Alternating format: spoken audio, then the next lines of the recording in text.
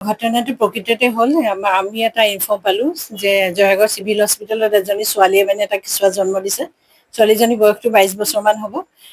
তাৰ সূত্ৰে আমি আমাৰ শিশু কল্যাণ অফিচৰ পৰা আমি আহিলোঁ, আমাৰ CWCৰ লগত আহিলোঁ। আহি পেলাই তেখেতলোকক বুজোৱা হ'ল যে কেঁচুৱাটো কোনোবা বিক্ৰী কৰিব নোৱাৰিব, তেখেতলোকে নিজে চম্জি ল'ম বুলি ক'লে। তথাপিতো আমাৰ যিদিনা ডিচাৰ্জ হ'ব সেইদিনা আমাৰ তাত প্ৰডাকশ্যনৰ কাৰণে মাতি দিলোঁ। কিন্তু সিহঁতে মানে তাৰ মাজতে কেঁচুৱাটো বিকি দিলে, হস্পিটেলৰ পৰা বাহিৰে বিকি দিলে। আমি পৰহি ৰাতি মই গম পালোঁ, মোৰ ঘৰৰ কাম কৰা মানুহগৰাকীয়ে মোক খবৰ দিলে যে তেহেঁতি মানে 50,000 বিকিলোঁ বুলি কেঁচুৱাটোৰ আইতাকে ক'লে। সেইতে আমি কালি অফিচত কথাটো আলোচনা কৰি পেলাই আমি জয়সাগৰ চাৰিআলিৰ দোকানত তেখেত বাপেকক ধৰিলোহি। বাপেকে কথাটো সম্পূৰ্ণ ক'ব নোৱাৰিলে। নোৱাৰা দেখি আমি হাতীকোষত থাকে, হাতীকোষলৈ গুচি গ'লোঁ। হাতীকোষত আমি তেখেতলোকক বিচাৰি উলিয়ালোঁ। মানে কেঁচুৱাটোৰ মমায়েক মামীয়েক বিচাৰি উলিয়ালোঁ। উলিয়াই পেলাই গম পালোঁ যে আশা বাইদেৱেও মানে কথাটো লুকুৱাইছে যেন লাগিছে। কাৰণ আশা বাইদেৱে যেতিয়া এজনী ছোৱালী প্ৰেগনেণ্ট হৈছে, বিয়া নোহোৱা ছোৱালী, কথাটো আমাক ইনফৰ্ম কৰিব লাগিছিলে, নকৰিলে।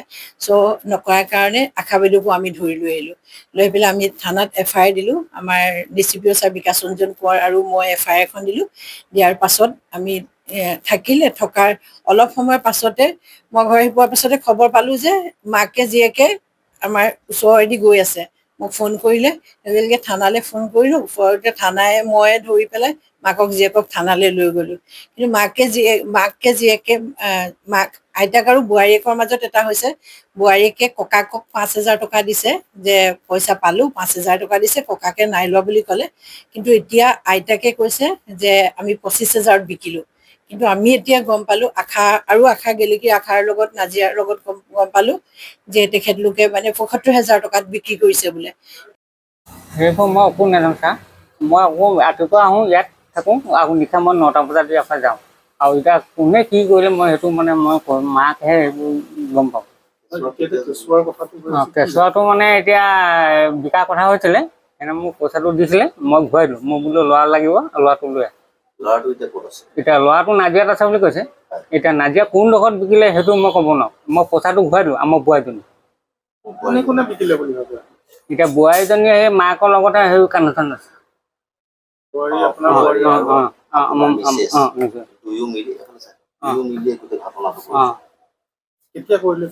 এতিয়া মই সেইটোও ক'ব নাই কেতিয়া কৰিলে কি কথা। মোক এনে পইচাটো দিছিলেহি।